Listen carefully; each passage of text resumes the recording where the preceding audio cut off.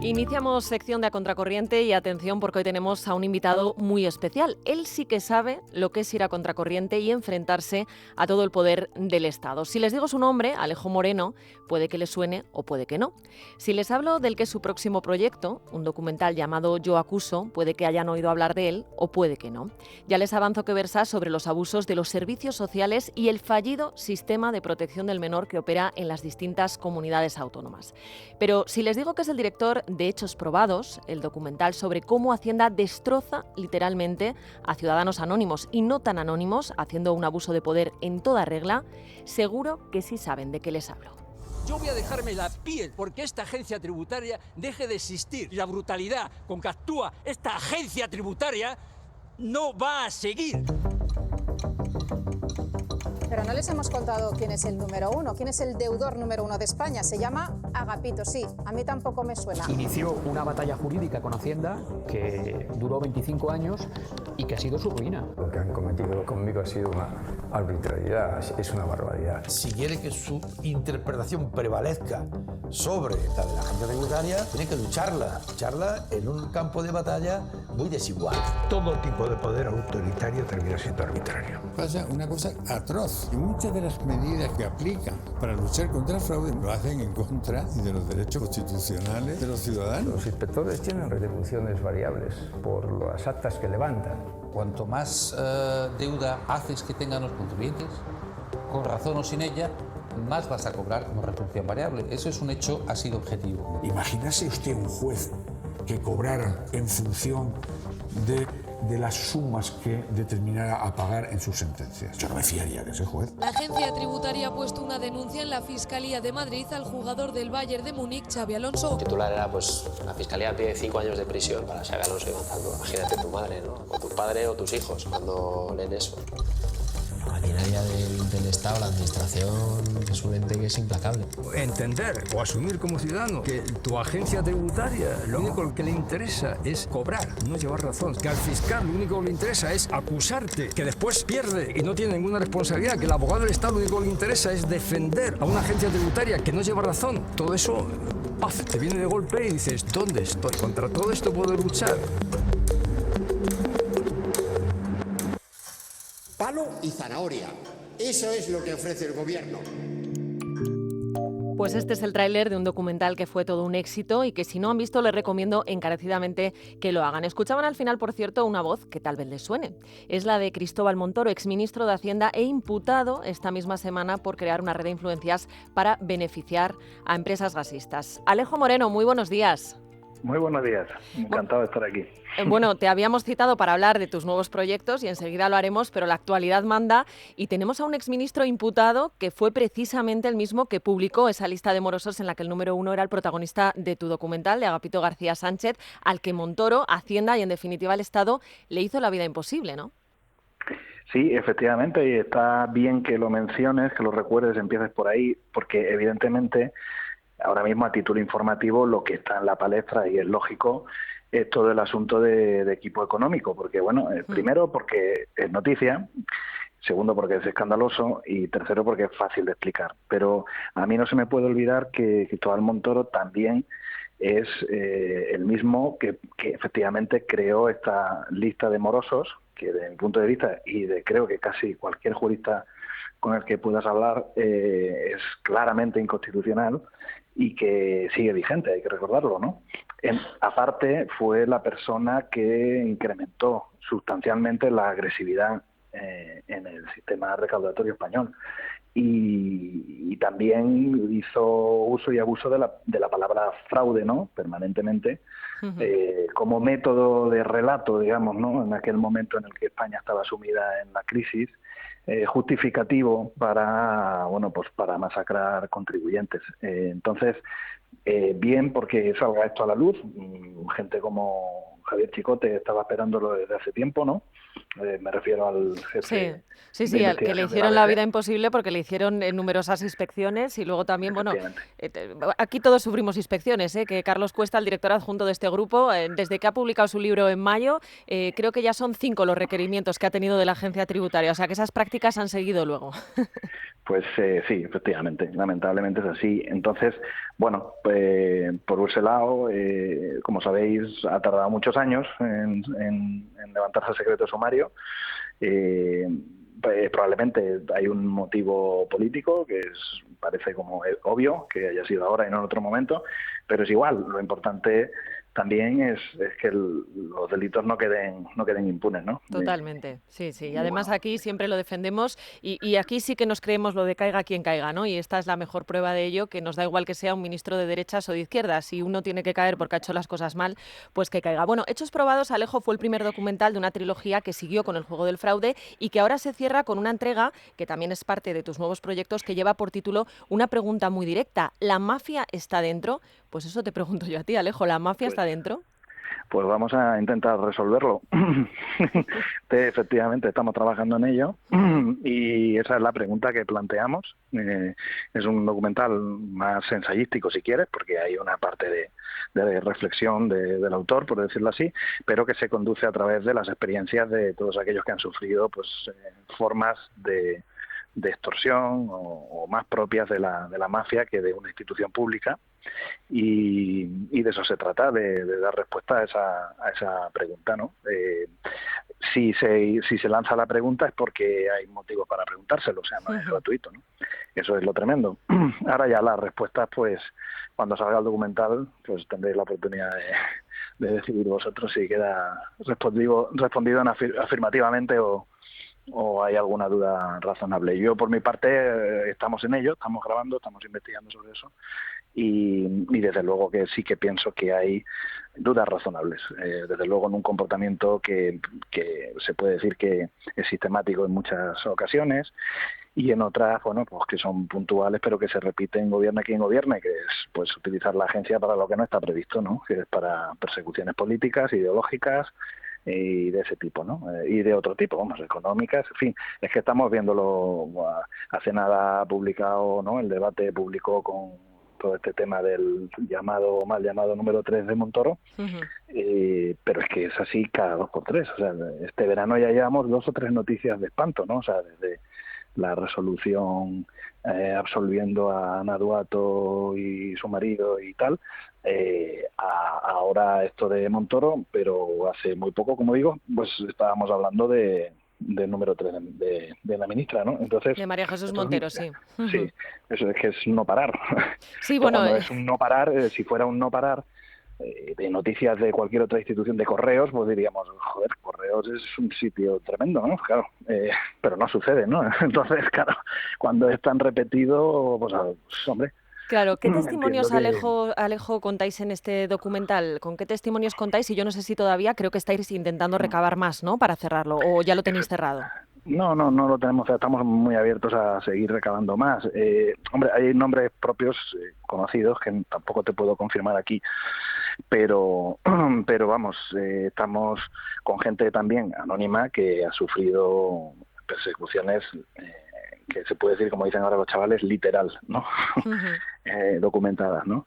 Y también gente que ha sufrido, o sea, nos interesa gente también que ha sufrido extorsiones, no ya desde el punto de vista de lo más evidente, que por supuesto que nos interesa, sea por vía política o la que sea, sino en la propia práctica esta de cómo tratan al contribuyente cuando lo someten a una inspección o cuando creen que hay una duda, entre comillas, razonable, ¿no? Esto en fin, hasta dónde llegan las consecuencias de esto y cuáles son las metodologías que aplican sobre ellos. Pues bueno, por poner un ejemplo concreto, pues a lo mejor esto tan habitual de decirte, bueno, mira, estos son 20 millones, pero con uno lo solucionamos. Como que con uno lo solucionamos, ¿no? O sea, me quedo pasmado, ¿no? Vamos a ver, pues lo que esté tasado si es que yo he cometido algún delito o alguna irregularidad tributaria, ¿no? Pero no de mercadeo no está previsto en la ley, ¿no? Totalmente. Entonces, ese tipo de cosas. Entonces sí, por supuesto, hacemos un llamamiento a todo aquel que haya vivido una situación escandalosa de este tipo, o pues que se ponga en contacto con nosotros. Y que estamos interesados porque todavía estamos grabando, o sea que todavía estamos en proceso de producción. Pues si alguien nos está escuchando y cree que su caso puede ser interesante, puede ponerse en contacto con vosotros en una web que se llama, y lo digo tal cual se escribe, si no me corriges, proyectoweimar.org, ¿no? Efectivamente, proyectoweimar.org. Ahí están las claves para enviarnos un primer comentario, luego después se le pedirá a la persona, por supuesto, pues que corrobore documentación, con todo. Documentación, claro, nos hace falta, sí. Sí, esto sí que es importante remarcar, que todos los casos que contáis en esos documentales están perfectamente contrastados, llevan horas y horas de trabajo detrás para, bueno, pues para asegurarse que lo que se cuenta en ese documental pues está respaldado, ¿no?, con hechos objetivos. En esa web también estáis tratando de recabar testimonios de víctimas de los servicios sociales, como decía yo al inicio, que es un tema que puede parecer muy diferente al de Hacienda, pero que sin embargo tú has llegado a la conclusión de que guarda ciertas similitudes, ¿no? Efectivamente. Yo, al borde de terminar, ya he terminado hechos probados, precisamente por lo que había experimentado en cuanto a cómo la administración puede imponer sus tesis de una manera brutal y el contribuyente o el ciudadano no tiene muchas herramientas con las que defenderse a efectos prácticos y el derecho falla, ¿no?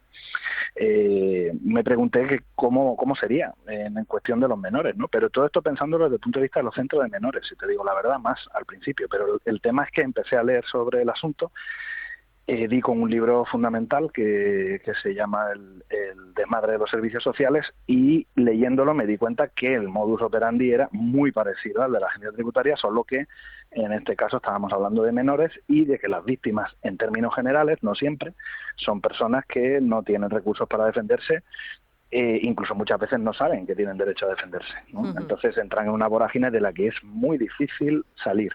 Entonces ya no es la cuestión de decir cómo se trata a los menores que han sufrido maltrato testado, sino cuestionarse ese supuesto maltrato existió, porque esto es lo tremendo, ¿no? Que uno se encuentra que las pruebas que se esgrimen como supuestas, medios de prueba irrefutables, pues de objetivo no tienen nada, al derecho no se ajustan y claro, lo que pasa es que se impone la opinión al final de cualquiera que pase por ahí, hablando mal y pronto. Para que la gente lo entienda, es verdad que es un tema muy controvertido, pero bueno, a nosotros nos gusta meternos en estos fregados, luego ya que cada uno opine lo que quiera. Es un tema muy controvertido, pero lo que hay detrás de todo esto es, bueno, cómo al final muchas veces los servicios sociales quitan a determinadas familias a sus hijos sin ningún tipo de prueba, ¿no? Y además yo creo que tú, preguntándote un poco por la analogía, lo resumías muy bien en alguna conversación que he mantenido contigo, que dices, en este país la administración no necesita contar con un juez para ordenar el embargo de tus bienes, ni tampoco para quitarte a tus hijos. ¿Qué casos habéis recabado hasta ahora? Bueno, hay uno muy significativo que llevo siguiendo hace tiempo, que se produjo en León y que sigue ahí, porque los padres no solo no han recuperado a su hijo, sino que es muy difícil que lo vayan a recuperar y es francamente escandaloso. Porque yo he podido revisar la documentación, pero también he escuchado audios que han grabado ellos, en fin, otro tipo de documentación que acredita muchas de las tesis que ellos me esgrimían y que yo ponía en duda en un primer momento. O sea, yo no ponía en duda que la administración pudiera haber cometido un abuso, pero sí ponía un poquito en cuarentena, pues hombre, porque la gente ha sufrido y a veces pues te cuenta las cosas de una manera que dices, bueno, igual estás exagerando. Bueno, en este caso creo que no. A ver, se trata de una familia a la que desahucian, vivía en un piso normal, que además hay un informe que lo acredita como normal, como perfectamente habitable y tal. Este desahucio se produce además porque ellos están en pleno COVID, el COVID ha sido tremendo para estas familias, porque normalmente son familias que han pedido ayuda previamente, porque están pasando un mal trago. Ellos pidieron ayuda para que no los desahuciaran y esa ayuda nunca llegó porque la persona de servicios sociales que tenía que gestionar la documentación no hizo su trabajo. Entonces ellos se quejaron porque como no llegó la ayuda a tiempo, pues tuvieron que ser desahuciados. Y ellos se quejaron y esta persona fue retirada de su puesto. Bueno, lo que llega a continuación es que ellos se van a vivir a la casa de su suegro y empiezan a reformar una nave para convertirla en vivienda, porque él es obrero, ¿no? Servicios Sociales se presenta sorpresivamente una vez allí y elabora un informe a partir de una visita a esa nave donde sostienen la tesis de que esa nave no es que la estén reformando, sino que viven allí, la llaman Cuadra Pajar, y que la situación es dantesca y que hay que retirar al niño. En cuestión de un mes, sin más pruebas que la palabra de esas personas que fueron allí a verlas, que, insisto, además, algunas no es funcionaria, porque encima no se le puede, por lo menos, adjudicar la presunción de veracidad, porque esto también es otro tema a desglosar, y el resultado es que se le retira al niño con una brutalidad salvaje. Va a la Guardia Civil con 4 camiones, no a la nave donde dice Servicios Sociales que viven, sino casualmente a la casa de su suegro, con lo que no tiene ningún sentido. Es decir, si realmente pensáis que vive allí, lo que no tiene sentido es que vayas a casa del suegro, vete a la nave, a la Cuadra, si estamos allí metidos. Deberíais esperar en la nave de la Cuadra, ¿no? Entonces, esto se produce con ese salvajismo, perdón que utilice la palabra tan franca, pero creo que es que no es de recibo. Y lo que ya se va desencadenando ahí es lo que se desencadena en tantos y tantos casos, que es que una vez que la administración ya tiene a tu hijo, es muy difícil recuperarlo, porque ya a partir de ahí tú eres culpable, eres maltratador, y tú eres el que, es decir, ellos esgrimen una suerte de pruebas que no lo son tales, es decir, que en un juicio, por ejemplo, penal no se sostendrían porque no son objetivas, son valoraciones de técnicos random, y a partir de ahí tú tienes 2 meses para plantar oposición, pero claro, estos son personas que además muchas veces no tienen muchos recursos y a lo mejor tiran de un abogado no muy bueno o que ni siquiera les cree. O un abogado de oficio, claro, es que esto... Y para mí el drama además es que has destrozado a una familia, a un niño al que además, pues es que imaginaros cómo se siente ese menor que es que bueno, o sea, de verdad es tremendo. A mí lo de los servicios sociales, y luego además hay una cosa, estamos aquí premiando a la gente ocupa, explicabas, ¿no?, que venían de un desahucio, estamos premiando a los ocupas que además utilizan a sus hijos como parapeto, y sin embargo cuando una familia, bueno, pues la desahucian y quiere hacer las cosas bien y dice, bueno, pues voy a intentar reformar esto, voy a ver cómo hago, entonces te quitan a tus hijos. Desde luego que es tremendo y hay muchísimos casos más. Y también, y es una cosa que yo creo que mencionabas también de alguna manera, en el caso de Hacienda, lo escuchábamos en el tráiler, los inspectores tienen retribuciones variables por las actas que levantan, pero aquí también hay detrás un sistema muy perverso, con muchos chiringuitos alrededor, que al final se nutren de que todo esto siga así, y con unos servicios sociales que te incitan a solicitar ayudas y al mismo tiempo las utilizan como argumento para quitarte a tus hijos. Sí, eso lo explica muy bien. Efectivamente, sucede así. Una vez que tú pides cualquier tipo de ayuda, ya entras en su radar, por decirlo así, ¿no? Entonces, Servicios Sociales se siente autorizado a intervenirte, ¿sabes? Es decir, ya empieza la elaboración de informes que muchas veces tú no sabes que se están elaborando, o sea, que el técnico de turno o la técnica de turno te visita a casa, etcétera, y tú, claro, crees que te van a ayudar, entonces con toda la buena intención, incluso cometes la imprudencia de decir cosas que van a ir en tu contra, ¿no? Entonces todo eso queda reflejado en informes que se van sumando y finalmente puede desembocar en herramientas que van, como digo, en tu contra. Entonces, es muy habitual que sea un perfil de persona que ha recibido algún tipo de ayuda o incluso, esto se penaliza mucho, que ha estado en un centro de menores, es decir, que es un menor extutelado, lo que a mí me parece increíble. Porque el padre, o sea, si los padres son menores tutelados, sí, o sea, han sido menores tutelados, sí, entonces es una razón de más para quitarte a tus hijos el día que los tengas. Es que es considerado un indicio de maltrato, no, poca broma. Es decir, es el reconocimiento del fracaso más absoluto del Estado, porque entonces es reconocer que tú no hiciste bien tu trabajo tutelando a esas personas. Claro, es decir, si sistémicamente tú reconoces que eso es un indicio de maltrato, pues está claro, ¿no? Estás diciendo que el Estado, cuando se convierte en papá, es un desastre, ¿no? Y en este sentido, Alejo, luego hay una segunda parte que a mí me inquieta tanto más, que es que una vez que te han quitado a tus hijos, justa o injustamente, encima, y aquí con lo que estamos hablando, el sistema de protección de menores hace aguas por todas partes. Y ahí tenemos los numerosos escándalos que se han dado en varias comunidades, como Baleares, por ejemplo, con menores tuteladas que no han sido protegidos como debieran. Claro, si es que pasa continuamente el hecho de que un menor, por ejemplo, desaparezca. No recuerdo ahora mismo decirte cuánto es el plazo, no sé si es un año o algo así, pero hay un momento en que la administración ya puede sencillamente darlo por desaparecido y ya está. Es decir, esto lo hace un padre al que se le está investigando y eso es maltrato directamente. Es decir, la administración se aplica a sí misma una laxitud que si se la aplicara a los padres acusados, pues no habría retiradas, porque claro, abusos en los centros hay, Y luego después, hombre, si atiendes a estas cosas que ellos hacen, no es que también el maltrato es psicológico, porque bueno, pues hombre, un menor que está en un centro en el que no le importa a nadie, pues y que es un número más, pues eso es un maltrato, ¿no? También, ¿no? Visto desde la óptica de ellos, ¿no? Entonces el tema es que el resultado de la gente que pasa por centros de menores suele ser catastrófico, ¿no? Es decir, que sea porque salen tocados, porque han tenido, también por una cosa, es que el mero hecho de la retirada es de una brutalidad salvaje, es que eso a veces yo creo que los propios servicios sociales no lo ponen en cuestión, es decir, la propia intervención genera un trauma increíble, porque, hombre, lo que estás haciendo es un secuestro. Entonces, sí, tú podrás creerte que estás hiperautorizado porque eres el Estado y lo que quieras, pero básicamente lo que estás haciendo es ir a un cole y en plenas clases decirle a un niño que se vaya con la policía delante y llevártelo delante de todos sus compañeros. Eso es imposible que no tenga una repercusión psicológica en el menor.